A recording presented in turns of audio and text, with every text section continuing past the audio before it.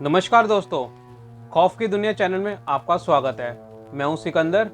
दोस्तों, आज मैं एक और कहानी आपके लिए लेकर आया हूं अपने चैनल पे, जो कि दिल्ली शहर की है। तो चलिए दोस्तों, कहानी को शुरू करते हैं। दोस्तों, मेरे चैनल को लाइक कीजिए, सब्सक्राइब कीजिए और बेल आइकन को नोटिफिकेशन को ऑल कीजिए, ताकि आने वाली मेरी सारी कहानियाँ का नोटिफिकेशन आप तक पहुँच सके।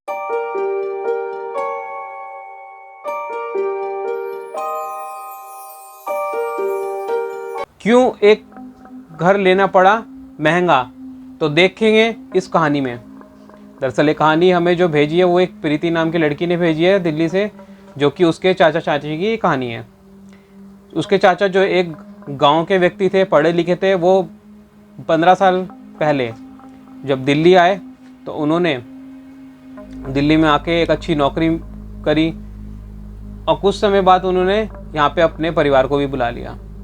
तो जैसे उनने अपने परिवार को बुला लिया, उनके परिवार में एक बीवी और उनके 4 बच्चे थे। तो जैसे उन्होंने अपने परिवार को बुलाया, कुछ समय वो लोग किराए पे रहे, फिर उन्होंने एक अपना घर लेने का फैसला किया। तो जैसे उन्होंने एक फैसला किया एक अपना घर लिया जाए यहाँ पे, तो उनको कुछ दिन बीते, उन्होंने पता किया तो उनको एक बहुत ही अच्छा और सस्ते दामों पे घर मिला। चाचा जी बहुत खुश थे उसके कि भाई मुझे एक अच्छे घर मिल रहा है बहुत ही कम कीमत पे, तो जल्दी से इस घर को क्यों ना ले लिया जाए। तो उनकी जो वाइफ थी वो थोड़ी सी गाँव के मिजाज की थी, पूजा पाठ पे ज़्यादा विश्वास करती थी। तो उनके मन में ऐसा आया कि ये घर इतना सस्ते कीमत पे मिल रहा है, तो उनके एक अजीब सा थॉट, ऐसा भाव आया उनके मन में। तो उन्होंने अपने हस्बैंड से बोला कि इतने सस्ते कीमत पे हमें ये घर मिल रहा है, तो कोई वजह ज़रूर होगी कि क्यों मिल रहा है। उनके जो चाचा जी थे उन्होंने अपनी वाइफ से कहा कि भाई हमें तो एक अच्छा घर मिल रहा है और क्यों ना हम इस घर के अच्छे घर को ले लें, इतनी कम कीमत पे मिल रहा है तो हमारा क्या दिक्कत है, हमें कोई दिक्कत ही नहीं है, तो इस घर को अच्छे से ख़रीद लेते हैं। तो कुछ समय बीता, उन्होंने उस घर को अच्छे से ख़रीद लिया। जैसे ही कुछ दिन बीते, समय बीता, 1 साल करीब बीता, अच्छे से वो लोग रह रहे थे। लेकिन धीरे धीरे उनकी ज़िंदगी में कुछ ऐसे बदलाव आए जो कि काफ़ी उनको कष्टदायक हुए। उनकी जो साधारण ज़िंदगी थी उनमें उनको ज़िंदगी जीने में थोड़ी मुश्किल आई। मुश्किल किस तरीके की?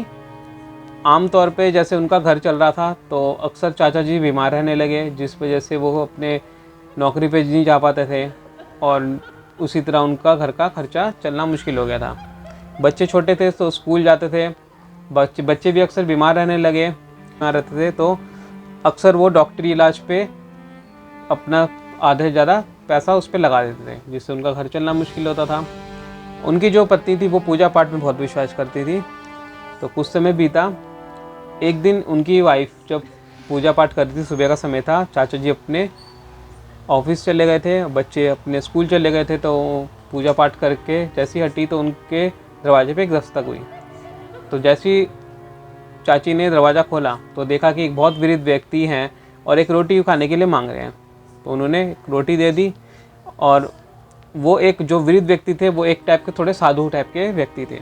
तो उस चाची ने उनको रोटी दी और अच्छे से उनको रोटी खिलाई। तो जैसे ही वो जा रहे थे तो चाची ने उनसे बोला कि आप और कुछ रोटी वगैरह खाएंगे? तो उन्होंने कहा नहीं, बहुत बहुत शुक्रिया आपका। तो साधु जी ने इतना ही कहा और एक और चीज़ उन्होंने कही कि बेटा इस घर में बहुत बड़ी मुसीबत है आपके घर में, तो इसका आपको एक इलाज कराना पड़ेगा, वरना आपके घर में किसी की मृत्यु हो सकती है। तो ये बात सुन के चाची को बहुत डर लगा। उन्होंने सोचा कि इस साधु जी ने अचानक से ये बात क्यों कही, ये तो एक आम सा टाइप के साधु हैं और इन्होंने तो एक रोटी खाई और एक बात मुझे एकदम से बोल दी। तो उन्होंने उस साधु जी से पूछा कि ऐसा आप क्यों कह रहे हैं? उन्होंने कहा कि बेटा मैं साधु ज़रूर हूँ, लेकिन मैं एक सिद्ध साधु हूँ, जो मुझे आम तौर पे सारी चीज़ें पता चल जाती है। आप तुम्हारे घर में कुछ ऐसी चीज़ें जो बहुत बड़ी एक मुसीबत तुम्हारे लिए खड़ी कर सकती है। तो चाची जी ने उनसे बोला कि आप मुझे सब चीज़ बताइए। तो उन्होंने कहा कि मैं ऐसे तो नहीं बता सकता, मेरे को इस घर में पूजा करनी पड़ेगी तभी मैं उस चीज़ को बता सकता हूँ। तो उनकी जो चाची जी थी उन्होंने कहा कि ठीक है, आप अगले ठीक सप्ताह इसी दिन आइएगा, तो मैं आपके लिए पूजा का पूरा बंदोबस्त करूँगी। तो साधु जी चले जाते हैं। फिर ये पूरी बात वो अपने पति को बताती है। तो उनके जो चाचा जी थे वो ये बात सुन के बहुत थोड़ा सा गुस्सा करते हैं कि भाई तुम आज भी इस टाइम में भी इन सब चीज़ों पे विश्वास रखती हो। तो वो इस बात को मानते नहीं। कुछ दिन बीतता है, अचानक से चाचा जी इतनी जोर का ऐसे बीमार होते हैं कि उनकी हालत बहुत सीरियस हो जाती है। तो किसी तरह उनका कुछ दिन इलाज चलता है, 2-3 दिन करीब इलाज चलता है, वो ठीक हो जाते हैं। 1 सप्ताह बीतने ही वाला था कि पंडित जी भी आ जाते हैं घर पे। तो वो चाची जी उनके जब देखती है कि पंडित जी आ गए तो वो बहुत खुश होती है कि आज पंडित जी हमारे घर में पूजा करेंगे। तो पंडित जी सारी सामग्री मंगवा लेते हैं और उसी वक्त उनके पति भी थे घर पे, जो कि मानते हैं कि चलो अब पंडित जी आए हमारे घर में तो पूजा हो ही जाए।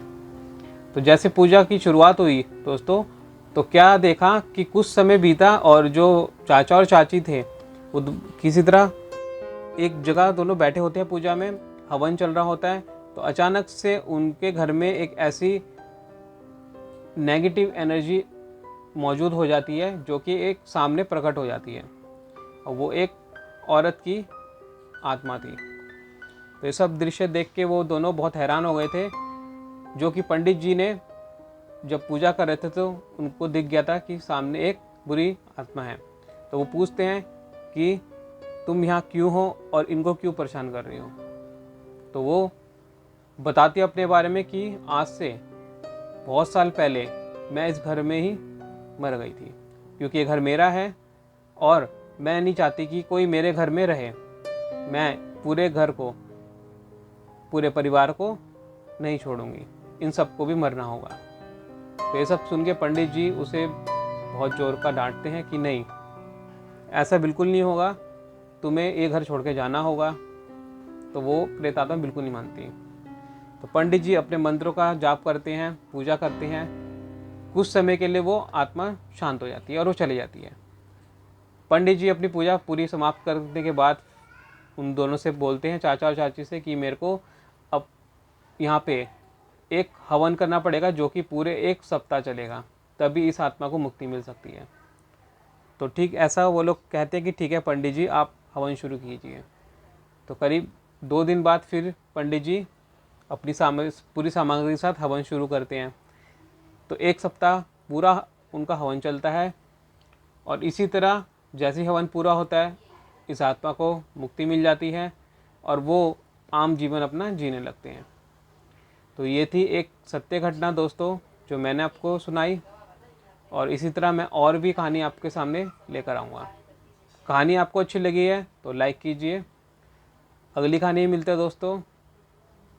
और दोस्तों मेरे चैनल को लाइक कीजिए, सब्सक्राइब कीजिए, बेल आइकन पे नोटिफिकेशन ऑल कीजिए।